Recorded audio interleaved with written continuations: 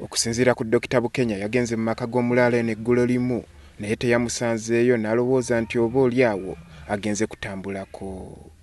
Naye ono kimuweddeko okusanga ng'ate ono yafiiridde ku faamu enkya ya leero. I saw him this morning. Whom did you first contact to know where is the whereabouts of this man?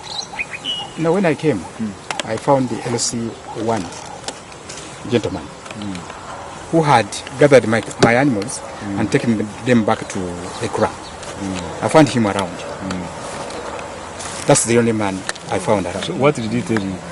He said, we can't find your man, the cows were on their own. So actually you got a complaint? Yes, sort of. Wabula ye ssentebe w'ekyalo ekyo Juliet Nakamanya atutegeezezza nti abatuuze beekubidde enduulu eri akakiiko ka LC oluvannyuma lw'ensolo ze yabadde alunda okusaasaanira mu nnimiro zaabwe, naye oluvannyuma lw'okunoonyezebwa yasangiddwa agudde mu faamu nga yafudde dda. Omwami ono nagenze okumanya baŋŋambyeko eggulo nti yabuze oluvannyuma lw'okulaba ng'ente zisaasaanye nga ziri mu kyalo zirya. Netukubirako ku dokita najja tumunoonyanoonyako wano mpulamba tulowooza nti oba anako wakoze ki walaze. Kaakati badde buli awo kumala kusaawa nga 7 dokita n'akomawo okunoonya alabe oba omusajja oyo yakoze eki yakomyewo. Tuka dokita bwe tuze tunoonya tusanze nga yagudde wa naye nga baneibaade bamulaba bujjo nga lumukuba. Dr. Bukenya atulambise nti emabegako yasangibwa mu nju mwe yali asula ng'amaze ennaku 3 nga tavaamu.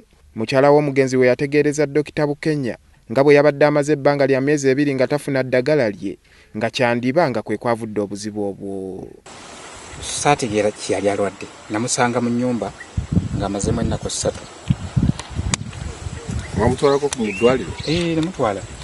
Kati okuva omwezi ogwo gwonna oguyiseewo yazeemu kulwala kwegamba abadde talina bulwadde bwonna obumuluma nasi okuggyako nti kwolwo lwe yalwala n'amala ennaku 3 nga tafuluma. Mukyalo yaŋŋamba nti babadde baali bamufunira eddagala ekirumba Galiaki health center.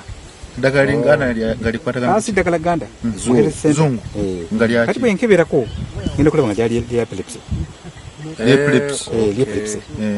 Zimbu.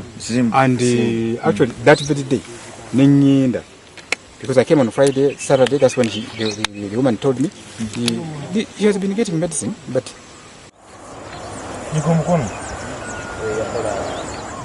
oluvannyuma omulambo gutwaliddwa mu ddwaliro ekaliisizo okwongera okunoonyereza ku kiki ekyamusse nga newankubadde poliisi tevuddeyo kubaako kyetegeeza.